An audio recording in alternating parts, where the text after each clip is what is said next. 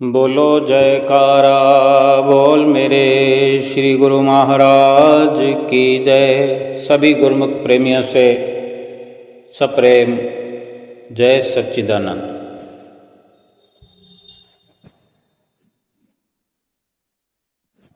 इंसान इस दुनिया में आकर के हर वक्त किसी न किसी परेशानी में, मुसीबत में फंसा रहता है। कोई न कोई तकलीफ, कोई विपत्ति आती ही है, या यूँ कहें कि कोई न कोई मुसीबत तो बनी रहती है। अब कुछ मुसीबतें सहन कर लेते हैं, कुछ मदद मांग करके, और कुछ ऐसी मुसीबत परेशानियां भी आ जाती है कि जिसका हल निकालने वाला, जिस परेशानी मुसीबत को दूर करने वाला इस दुनिया में हमें कोई नज़र नहीं आता।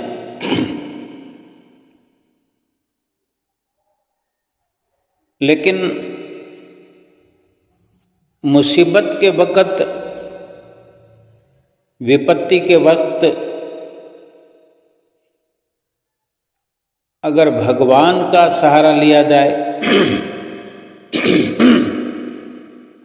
भगवान को याद किया जाए,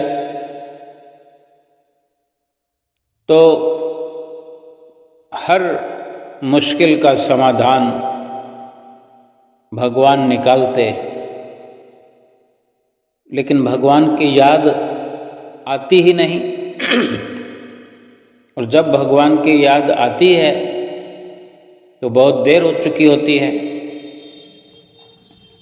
लेकिन जो वक्त पर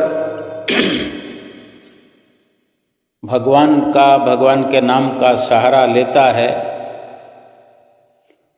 ये तभी मुमकिन होता है कि वो भगवान का भक्त ही होता है। भगवान से प्रेम करने वाला, भगवान को याद करने वाला, जो भगवान के संपर्क में रहता है, भगवान की निगरानी में रहता है, तभी वो भगवान की याद मुसीबत के वक्त भी करता है और उसी को पुकारता है, बुलाता है। लेकिन संसार में चाहे कितनी ही मुसीबतें दूर करने वाले हों, हमारी कोई रक्षा करने वाले हों, हमारा ख्याल करने वाले हों, लेकिन फिर भी भगवान के बराबर, भगवान के जैसा दुख दूर करने वाला कोई भी हो नहीं सकता। कोई भी ऐसी मदद नहीं करता जो भगवान ना दिखाई देते हैं, ना मुसीबत दूर करते हुए नजर आते हैं, लेकिन किस प्रकार मदद कर देते हैं, केवल दिल से पुकारने की जरूरत होती है।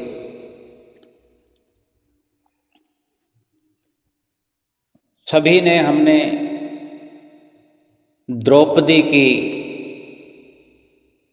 पुकार जो कृष्ण भगवान से होती है,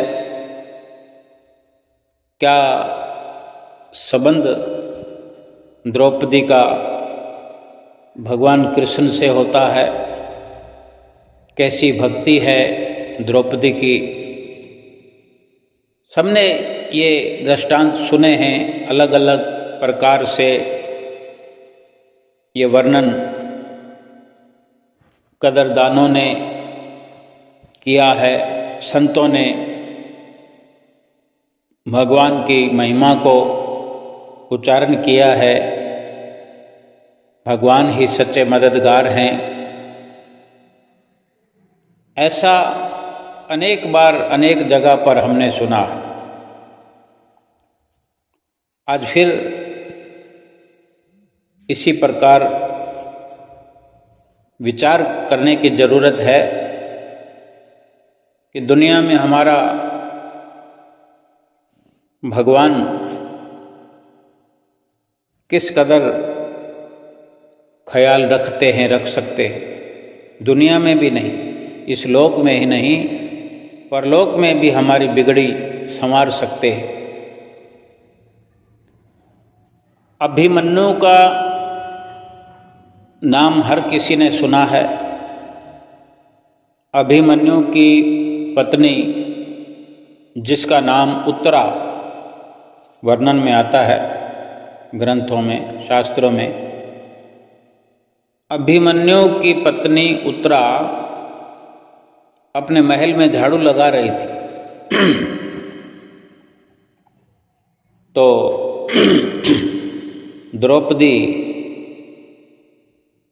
उसके नज़दीक जाकर के झाड़ू लगाते हुए उसके सिर पर प्यार से हाथ फेरते हुए कहती हैं कि पुत्री, भविष्य में जीवन में कभी तुम कैसी भी मुसीबत आ जाए, घोर से घोर मुसीबत विपत्ति भी आ जाए, तो कभी अपने किसी नाते रिश्तेदार की शरण में मत जाना, सीधे भगवान की शरण में जाना। अब ये कहानी है, कथा है, लेकिन हमको निश्चिंत करने वाली ये कथा है, दृष्टांत है कि सीधे भगवान के शरण में कैसे जाया जाए। भगवान कहाँ मिलेंगे? वो वक्त एक अलग दौर था, भगवान श्री कृष्ण का दौर था, द्वापर युग था। आज के इस कलयुग में भगवान श्री कृष्ण को कहाँ ढूंढें? अब भगवान तो भगवान हैं, हर वक्त, हर युग में, हर दौर में होते ही हैं, लेकिन भक्त भगवान को पुकारे कैसे? भगवान को जाने कैसे? भगवान पर विश्वास बने तो कैसे? विश्वास के बिना भी ये सब मुमकिन नहीं है। जो द्रौपदी ने उत्तरा को समझाया, वो सब हमें भी समझने की जरूरत है। द्रौपदी से ये सब वृत्तांत सुनकर बड़ी हैरान हुई उत्तरा। उत्तरा हैरान होते हुए माता द्रौपदी को निहारते हुए बोली कि आप ऐसा क्यों कह रही हैं माता? तो द्रौपदी बोली, क्योंकि ऐसी ही एक घटना मेरे साथ हो चुकी है, ये बात मेरे ऊपर बीत चुकी है। जब मेरे पांचों पति कौरवों के साथ जुआ खेल रहे थे, ये भी हम सब जानते हैं। केवल जानने से नहीं, बल्कि गहराई में जाकर सोचने विचारने की जरूरत है। क्या हमारे साथ भी कहीं ऐसा तो घटित नहीं हो रहा? द्रौपदी तो स्त्री थी, लेकिन इंसानों पर भी तो मुसीबत आती है। और अगर एक विचार करें कि इंसान असल तौर पर शरीर के अंदर जो आत्मा को लिए हुए है, सारे संसार के लोगों की आत्माएं स्त्रियां ही हैं। और परमात्मा केवल और केवल एक उन सभी आत्माओं का पति है। दोनों प्रकार से एक साथ समझने की जरूरत है। द्रौपदी जो कहती हैं कि मेरे पांचों पति, ये भी एक विचित्र गाथा है कि एक स्त्री के 5 पति, जो हम जानते हैं कि पांडवों के नाम से जाने गए हैं। 5 पांडव, जो ये अर्जुन, भीम, युधिष्ठिर, नकुल, ये कौरवों के साथ जुआ खेल रहे थे, तो अपना सब कुछ जो कुछ भी था दांव पर लगा दिया और हार गए। द्रौपदी बताती हैं कि उन्होंने मुझे भी दांव पर लगा दिया और मुझे भी हार गए मुझे। और फिर हारी हुई वस्तु पर तो अधिकार हो जाता है जीतने वाले का। कौरव पुत्रों ने भरी सभा में बहुत अपमान किया, ये द्रौपदी उत्तरा से कह रही है। और कह रही हैं कि मैंने सहायता के लिए अपने पतियों को पुकारा, वो कहीं दूर नहीं थे, वो वहीं पर मेरे सामने सभी अपना सिर नीचे झुकाकर बैठे हुए थे। भीष्म पितामह, द्रोण, धृतराष्ट्र, सभी को मदद के लिए पुकारती रही, किसी ने मेरी तरफ देखा तक नहीं। वो सभी आंखें झुकाए और आंसू बहाते रहे और सबसे निराश होकर मैंने श्री कृष्ण को पुकारा और ये विनती की कि हे प्रभु, आपके सिवाय मेरा और कोई भी नहीं है।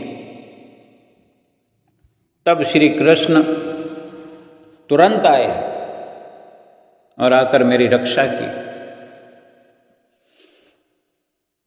और जब ये विपत्ति, ये मुसीबत द्रौपदी पर आई थी और उधर द्वारका में भगवान श्री कृष्ण बहुत विचलित होते हैं, दुखी होते हैं ये जानकर कि हमारी भक्त द्रौपदी पर मुसीबत आई है। भगवान कहाँ थे और द्रौपदी कहाँ थी? भगवान से क्या छुपा है? भगवान से कुछ भी नहीं छुपा है, सब जानते हैं। और ये वही भगवान श्री कृष्ण का दृष्टांत है कि भगवान बड़े दुखी होते हैं क्योंकि उनकी सबसे प्रिय भक्त जिस पर संकट आन पड़ा था, तो वहाँ भगवान के साथ रुक्मणी जो होती हैं, साथ में रहती हैं, तो रुक्मणी उस वक़्त भगवान से भगवान के दुखी होने का कारण पूछती हैं। तो भगवान श्री कृष्ण बताते हैं कि मेरी सबसे बड़ी भक्त को भरी सभा में जो है नग्न करने का प्रयास किया जा रहा है। रुक्मणी ये सुनकर भगवान श्री कृष्ण से कहती हैं कि आप जाएं प्रभु, तुरंत जाएं और उसकी मदद करें। तो श्री कृष्ण भगवान क्या बोलते हैं रुक्मणी से कि जब तक द्रौपदी मुझे पुकारेगी नहीं तो मैं कैसे जा सकता हूँ। एक बार वो मुझे पुकार तो ले, मैं तुरंत उसके पास जाकर उसकी रक्षा करूँगा। अब यहाँ हम विचार करें कि इतनी देर भगवान को पुकारने में इंसान लगा देता है। पहले अपने इर्द गिर्द मायावी जाल में फंसा हुआ, मायावी रिश्तों में, संबंधों में उलझा हुआ, उन्हीं से मदद की गुहार हर कोई लगाता है, हम भी लगाते हैं। कोई अस्पताल में खड़ा हुआ डॉक्टर को पुकार लगाता है। आज के वक्त में कोई फ़ोन पर अपनी दुविधा बता रहा है मित्रों को, कुटुंबियों को। कहीं पर धन की मांग की जाती है, कहीं पर बल की मांग की जाती है। अनेक प्रकार से विपत्ति में अपने रिश्तेदार और संबंधियों का साथ मांगा जाता है, लेकिन अधिकतर मुंह की खानी पड़ती है। हर कोई दुनिया के अंदर मदद करता है तो अपने मतलब से, मतलब परस्ती में जुड़ा हुआ पहले अपना लाभ देखता है। अगर लाभ नजर नहीं आता है तो वहाँ से वो अपना दामन छुड़ा करके, अपने आप को बचा करके, नजरें छुपा करके खिसक जाता है। तब धीरे धीरे फिर ये भगवान का नंबर आता है, भगवान से इंसान पुकार करता है। लेकिन यहाँ विचार करने की बात है, हर इंसान अगर किसी न किसी विपत्ति का, मुसीबत का शिकार है, इसमें कोई संदेह नहीं, कोई संशय नहीं। तो फिर आधी अधूरी मदद मांगने की जरूरत क्या है? क्यों ना भगवान से, भगवान की मदद पहले कदम पर मांगी जाए, भगवान से भगवान का साथ मांगा जाए, या भगवान का साथ लेकर के ही जीवन भर सफर व्यतीत किया जाए। या तो मुसीबत आए ही नहीं, भगवान साथ होंगे तो मुसीबत क्यों आएगी? और भगवान साथ होंगे, अगर मुसीबत आ भी गई तो पुकारने की जरूरत भी कहाँ पड़ेगी? लेकिन फिर भी अगर पुकारना ही है, मदद मांगनी ही है, तो क्यों ना भगवान से ही मदद मांगी जाए। फिर वो चाहे जिसको जरिया बना करके, जिसके जरिए मदद भिजवाएं, ये उनकी मौज है। भगवान भी सब कुछ जानते हैं, देखते हैं, और देख रहे थे भगवान श्री कृष्ण कि द्रौपदी पर मुसीबत है, अपने पतियों को पुकार रही है। अगर पति अगर मदद करने वाले होते तो द्रौपदी को इस मुसीबत में ही क्यों डालते? फिर इतने बड़े योद्धा, भीष्म पितामह, द्रोणाचार्य, धृतराष्ट्र, सभी ने जब सिर झुकाए, आंखें झुकाए, आंसू टपका कर दिखा दिए, जब सबसे निराश हुई तो भगवान की याद आई। अब भगवान चाहते हैं कि जो इंसान दुनिया को पुकार रहा हो, तो क्या भगवान को नहीं पुकार सकता? लेकिन माया में फंसा हुआ जीव भूल जाता है। जीव भूलनहार है।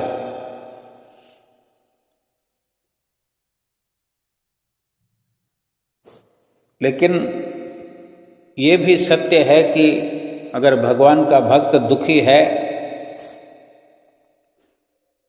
तो भगवान भी अपने भक्त को देख करके दुखी हुए बिना रह नहीं सकते। लेकिन भगवान की अपनी मर्यादा है।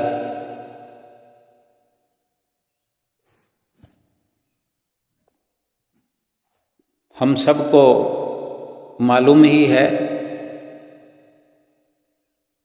तो भगवान श्री कृष्ण जब रुक्मिणी से वार्ता कर रहे हैं तो बात बात में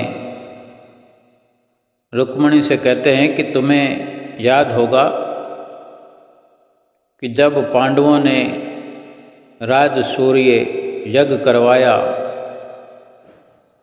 तो शिशुपाल का वध करने के लिए मैंने अपनी उंगली पर चक्र धारण किया और इसी बीच उसी चक्र से मेरी उंगली कट गई थी। ये भगवान श्री कृष्ण सुना रहे हैं। द्रौपदी की भक्ति कितनी श्रेष्ठ है। भगवान कहते हैं कि जब उंगली कट गई उस समय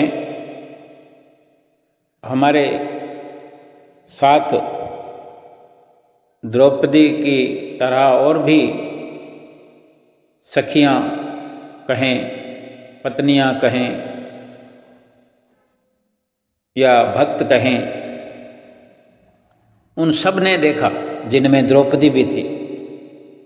तो वे सब कोई वैद्य को बुलाने भागी, कोई दवाई मलहम लेने गई, कोई कुछ जतन करने के लिए वहाँ से लगभग सब भाग गए।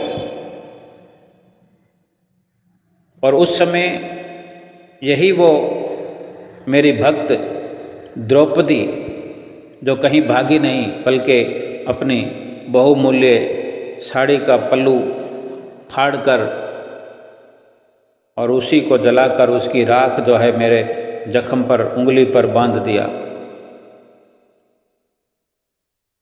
आज उसी का कर्ज मुझे चुकाना है, लेकिन जब तक वो मुझे पुकारेगी नहीं तो मैं कैसे जा सकता हूँ।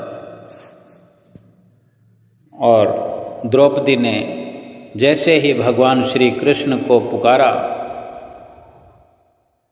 तो प्रभु तुरंत दौड़े आए। सबने हमने ये किस्सा, ये कथा सुनी है कि फिर किस प्रकार भगवान ने द्रौपदी का चीर हरण होता हुआ रोक दिया, थका दिया सबको, थान पर थान चुनवा दिए। वो इतने तादाद में होने पर भी चीर हरण नहीं कर पाए। अगर भगवान इस कदर मदद करते हैं तो भगवान से ही क्यों ना मदद मांगी जाए। भगवान अगर ऐसा हिसाब चुकता करते हैं तो भगवान से ही क्यों ना व्यवहार किया जाए। वो भगवान आज इस युग में संत सतगुरु के रूप में अवतरित हैं और इसी युग के बारे में, ऐसे अवसर के बारे में वचन भी हैं कि कलयुग में संतों की शरण प्राप्त करने मात्र से और उनके वचनों पर चलने मात्र से, उनके मार्गदर्शन में भक्ति करने से आत्मा का कल्याण होता है, हो जाता है, हो जाएगा। और वचन भी आते हैं कि संतन संग मेरी लेवा देवी, संतन संग व्यवहारा। संतन मोको पूंजी सौंपी, हरि भक्ति भरे भंडार। कि इंसान संसार में जितना भी व्यवहार करे, लेकिन सच्चा व्यवहार तो भगवान से, संतों से ही हो सकता है और होता है। संसार का व्यवहार झूठा है, संसार की प्रीत झूठी है, संसार का लेन देन झूठा है। कोई कहाँ तक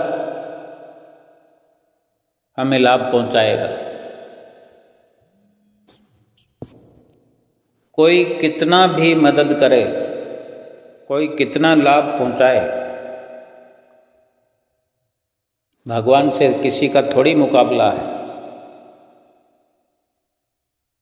लेकिन इंसान को ये समझने की जरूरत है, हमें समझने की जरूरत है कि इंसान की हर मदद यहाँ वहाँ करके समाप्त हो जाएगी। कोई यहाँ तक जाएगा, कोई वहाँ तक जाएगा, लेकिन भगवान की मदद, भगवान का आश्रय लेने पर इस लोक में भी हमारी हर पल रक्षा होती है और परलोक में भी भगवान आज सतगुरु के रूप में हमारी रक्षा करते हैं, कर रहे हैं। लेकिन विश्वास अगर हमारा कमज़ोर होगा, विश्वास में कमी होगी, तो फिर उतनी देर तक अधिक दुख उठाना पड़ेगा।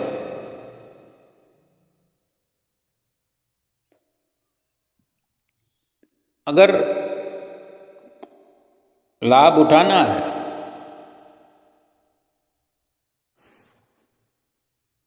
तो समय पर उठाने की जरूरत है। अपने आप को अगर सतगुरु के हवाले कर दिया जाए, सतगुरु को सौंप दिया जाए, सतगुरु की शरण हासिल करके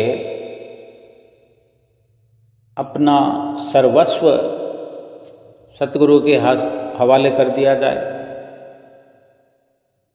और सतगुरु की निगरानी में रहने का संकल्प किया जाए, उनकी रहनुमाई में, उनके नक्शे कदम पर जो चलते हैं, उन्हें या तो मुसीबत आती नहीं, अगर आती है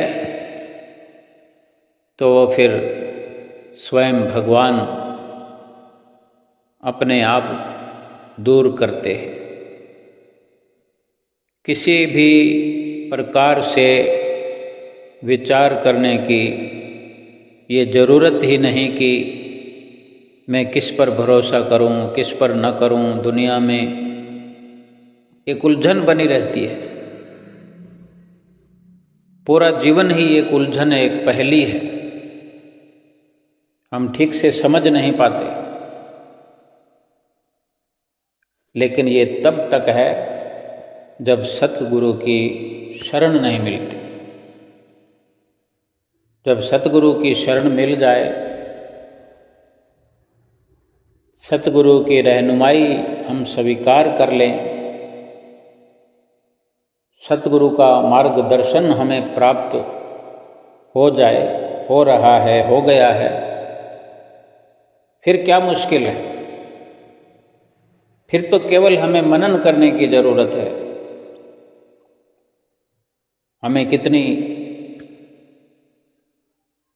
इस संसार में हमदर्दी जताने वाले सतगुरु मिले हैं,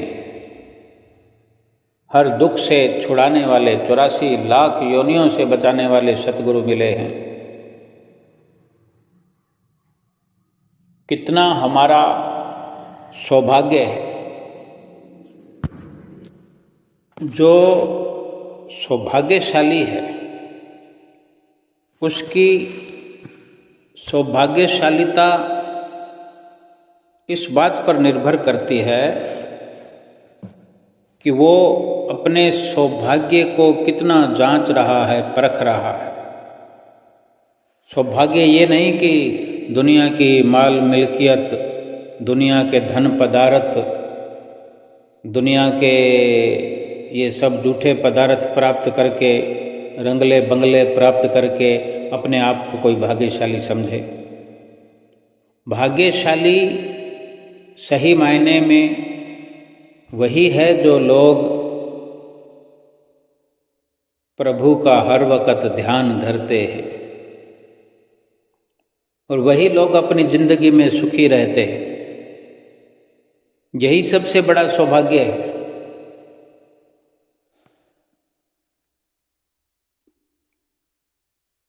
जिन लोगों ने, जिन सौभागी वडभागी भक्तों ने प्रभु के नाम का सुमरण किया है जीवन में, इस जीवन को सुमरणमयी बनाया है, वे हमेशा के लिए माया के बंधनों से आज़ाद हो गए। उनकी यमों वाली फांसी टूट गई है। यमराज के यातनाओं से मुक्त हो गए हैं। भाव यह है कि आत्मिक मौत उनके नज़दीक ही नहीं फटकती, जो लोग सदा निर्भव प्रभु का नाम स्मरण किया करते हैं।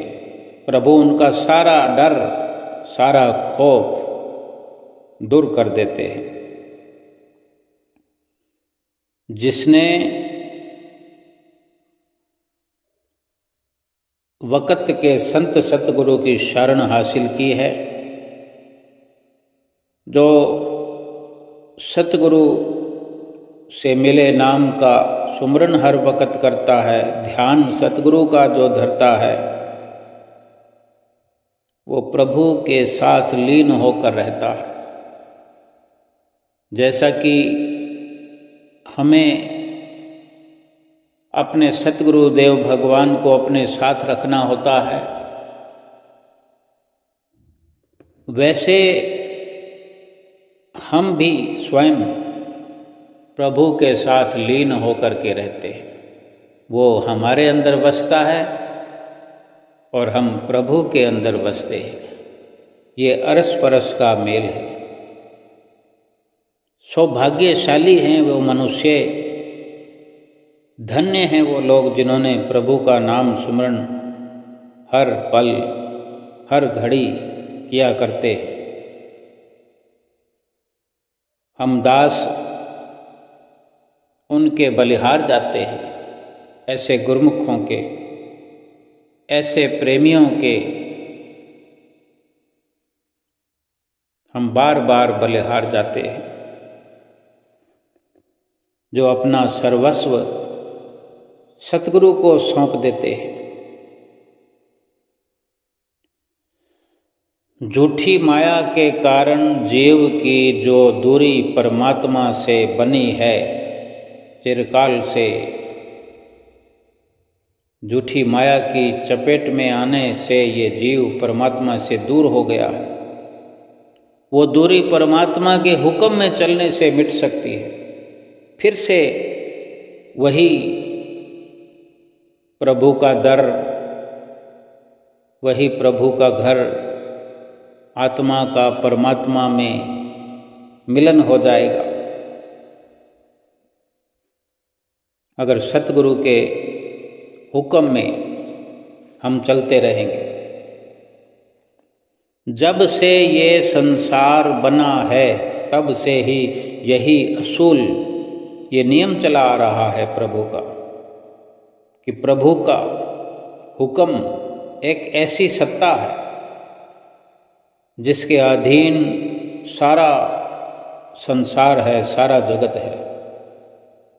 उस हुक्म सत्ता का मुकम्मल स्वरूप तो बयान ही नहीं हो सकता।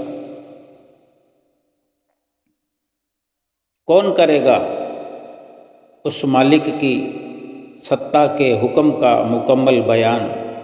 उसका स्वरूप कौन बयान करेगा?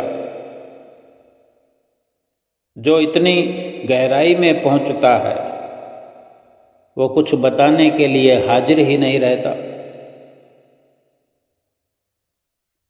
बस इतना ही कि जो सतगुरु की शरण में आकर सतगुरु के हुक्म पर चलना सीख लेता है, उसका स्वयं का स्वभाव मिट जाता है। अपनी मर्जी वो मिटा लेता है, अपनी मौज मिटा करके वो सतगुरु की मौज में ही हर वक्त चलता जाता है। प्रभु के अलग अलग कार्यों को देख के मनुष्य अपनी अपनी समझ के अनुसार प्रभु की हुक्म सत्ता का अंदाजा लगाते चले आ रहे हैं। आज तक करोड़ों ने, करोड़ों विद्वानों ने प्रयत्न किया है कि प्रभु की सत्ता का बयान कर सके, पर किसी भी तरफ से ठीक अंदाजा नहीं लग सका। बेअंत दातें उसके हुक्म में बेअंत लोगों को मिल रही है। प्रभु की हुक्म सत्ता ऐसी खूबी के साथ जगत का प्रबंध कर रही है। क्या हम देखते नहीं हैं? जो गुरमुख प्रेमी हैं, जो सतगुरु के प्यारे हैं, जो श्री दरबार में समय समय पर पहुंचा करते हैं, देखा करते हैं, अनुभव किया करते हैं,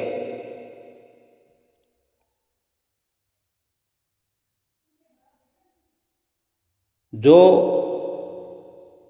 गहरे अनुभव करने में यकीन रखते हैं,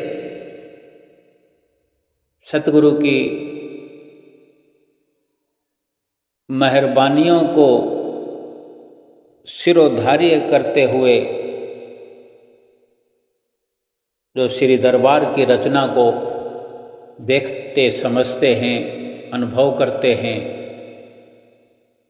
अपने अंतःकरण में सतगुरु की कृपा को देखते हैं, अपने अंतःकरण में सतगुरु की कृपा और आशीर्वाद से झांकने का प्रयास करते हैं, जरूर एक तसल्ली मिलती है।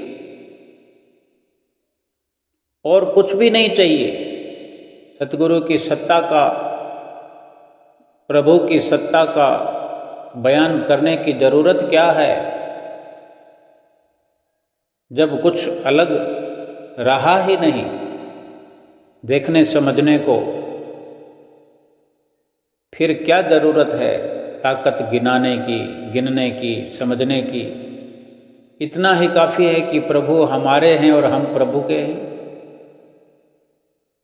निराकार परमात्मा सतगुरु के रूप में मनुष्य रूप धारण करके हमें अपने साथ ले जाने के लिए आए हैं। इतना ही यकीन काफ़ी है, इतना ही बयान काफ़ी है, इतनी तसल्ली काफ़ी है कि बाहरी रूप से भी सतगुरुदेव भगवान का हाथ हमारे सिर पर है। और अंतर्मुखी सूरत को जब हम भजन सुमरन करते हुए अनुभव करते हैं तो हमारी सूक्ष्मता में वही सतगुरु का हाथ सूक्ष्म रूप से भी हमारी आत्मा पर हमें नजर आता है, महसूस होता है।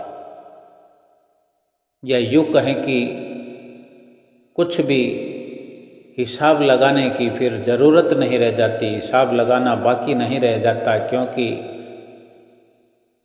अपने आप को, स्वयं को सतगुरु के साथ मिलता हुआ एक सूक्ष्म अनुभव होता हुआ प्रतीत होता है। ये हर गुरुमुख की अपनी श्रद्धा भावना पर निर्भर है कि कितना विश्वास हम करते हैं, कितनी श्रद्धा हमारी है।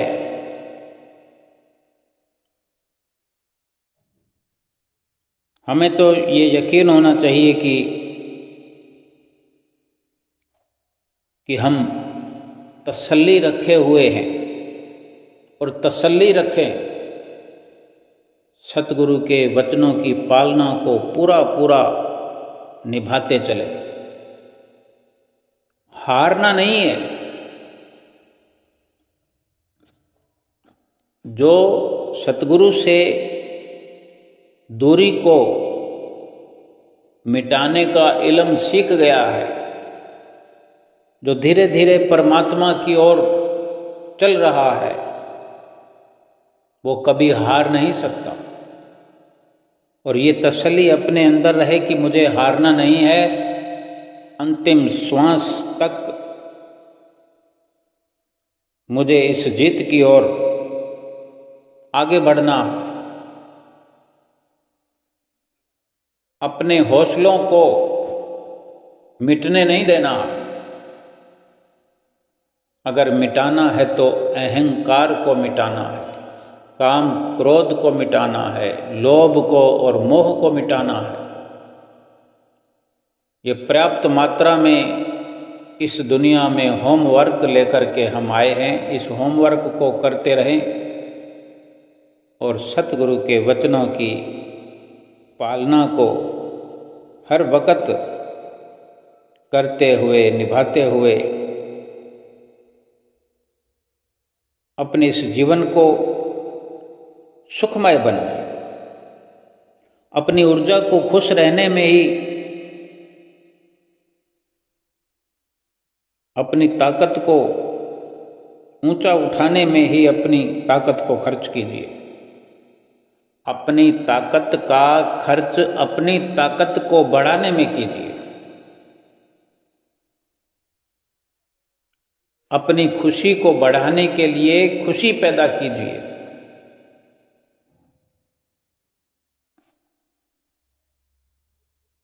अगर कोई दुखी होकर बैठ जाएगा तो एक विचार तो करना ही चाहिए कि दुख किस बात का मनाना है। आज जिसको देखो, लाखों वालों के पास जाकर देखो तो वो लाखों को पाकर भी दुखी है। करोड़ों वालों के पास जाओ तो करोड़ों वाला भी दुखी है, हजारों वाला भी दुखी है, जिसके पास कुछ नहीं है वो भी दुखी है। इस दुनिया का कोई बादशाह है, कोई राजा है, वो भी दुखी है।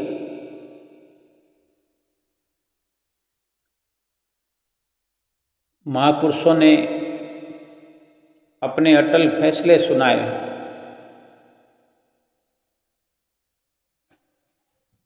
कि सगल सृष्टि को राजा दुखिया, नाम जपत होवे सुखिया। कि सारे संसार का भी अगर कोई राजा बन जाए तो भी वो दुखी रहेगा जब तक कि प्रभु नाम का आश्रय, प्रभु नाम का सहारा या प्रभु नाम का सुमरण नहीं करेगा, तब तक दुख नहीं मिटेगा।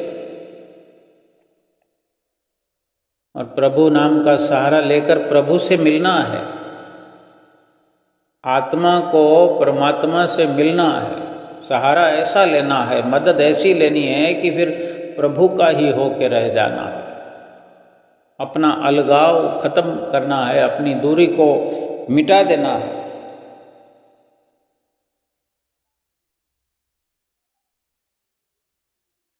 सेवकाई, सतगुरु की सेवक बनना स्वीकार जो हमने कर लिया है, अपने आप को सतगुरु का सेवक मान लिया है, तो फिर ये सेवा का जो दर्जा है, सेवक का दर्जा है, सेवा जो है तलवार की धार पर है। सेवक बनना तलवार की धार पर चलना है। अब सेवक बनना और फिर नाराज होना, ये भी दोनों चीज़ें साथ नहीं चल सकती। सतगुरु के सेवक ऐसे बन जाएं कि फिर किसी प्रकार की कोई नाराजगी हमारे अंदर पैदा ना हो।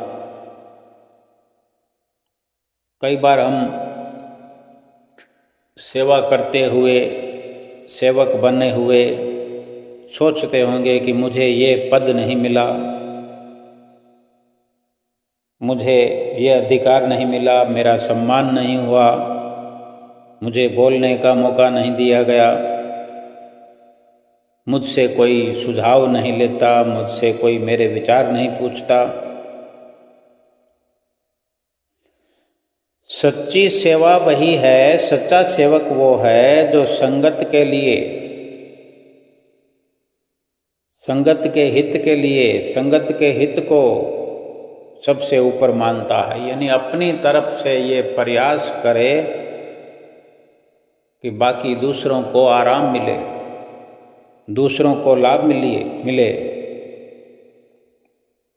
संभल संभल कर, तलवार की धार पर चलने का मतलब ही यही है कि बहुत एक एक कदम को फूंक फूंक करके रखना है। नज़र हर स्थिति पर, हर पल, हर स्थिति पर नज़र बनाए रखें।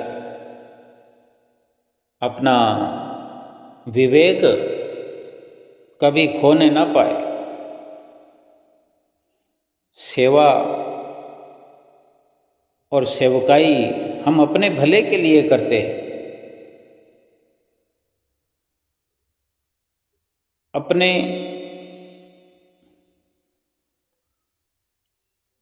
आप को संवारना है, खुश करना है, प्रसन्न करना है, अपने आप को परमात्मा से, सतगुरु से मिलाना है। सेवा ये जरिया है कि सेवा के माध्यम से ही काम, क्रोध, लोभ, मोह, अहंकार की जो अग्नि प्रचंड रूप धारण किए हुए है, इस काम, क्रोध, लोभ, मोह रूपी अहंकार को समूल उखाड़ करके फेंक देना है। सेवकाई में अगर कदम रखा है, सतगुरु की शरण हासिल की है, तो सतगुरु के सेवक हैं हम। पूर्ण रूप से सतगुरु की आज्ञा की पालना में लगे रहे। बहुत जन्म बिछड़े थे माधो, अब ये जन्म तुम्हारे लेखे। ये विचार बना रहे, ये ख्याल बना रहे, ऐसी आस लगी रहे, ये विश्वास बना रहे कि जन्म जन्मांतरों से हम बिछड़े थे, लेकिन ये जन्म जो है जाया नहीं होना चाहिए। किसी संसारिक काम के लिए हम कहीं जाते हैं और हमारा प्रयास अगर विफल होता है तो हम उस वक़्त कितना दुखी होते हैं। कहते हैं कि कुछ ना कुछ तो मेरे आने का सबब मिल जाए, मेरी मेहनत सफल हो जाए।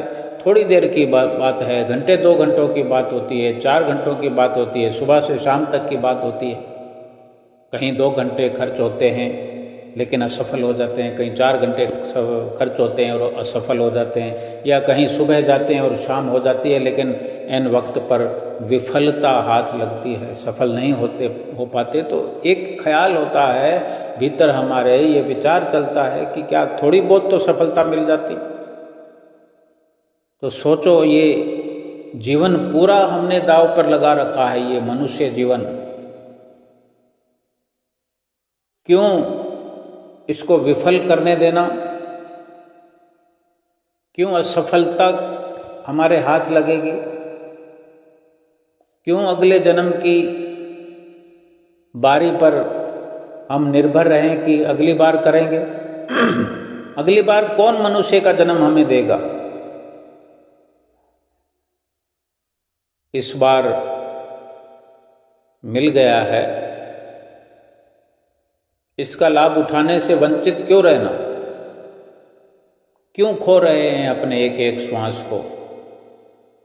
क्या होगा संसार में ये जीवन कुर्बान करके, संसार में ये श्वास लुटा करके, संसार में ये सारी अपनी अकल बुद्धि मनुष्य जीवन को पूरा छिन्न भिन्न करके परमात्मा के आगे कौन फिर पहुंचाएगा हमें? कौन जाने देगा? ये अवसर भी हम खो रहे हैं। यह चाहिए होना, ये चाहिए कि सुरखरू होकर के, उज्जवल मुख होकर के पहुँचें कि हे मेरे परमात्मा, हे प्रभु, आपने जो उम्मीद की थी उस पर मैं खरा उतर के आया हूँ। फक्र से, शान से, इत्मीनान से ये कह सके कि जो काम हमें परमात्मा ने सौंपा था, सतगुरु की शरण हासिल करके श्वास श्वास सुमरन करना, श्वास श्वास बंदगी करना, उसी को, उसी कार्य को करते चले, उसी बंदगी को करते हुए अपना जीवन पूरा व्यतीत करें। ये जन्म भी हमारा सफल हो जाएगा, परलोक भी हमारा सुहेला हो जाएगा, प्रभु की प्रसन्नता मिल जाएगी। यहाँ सतगुरु की प्रसन्नता मिलेगी, वहाँ परमात्मा की प्रसन्नता मिल जाएगी, और सारी दूरी परमात्मा और आत्मा में जो है वो मिट जाएगी, और आत्मा और परमात्मा का मेल हो जाएगा। बोलो जयकारा बोल मेरे श्री गुरु महाराज की जय।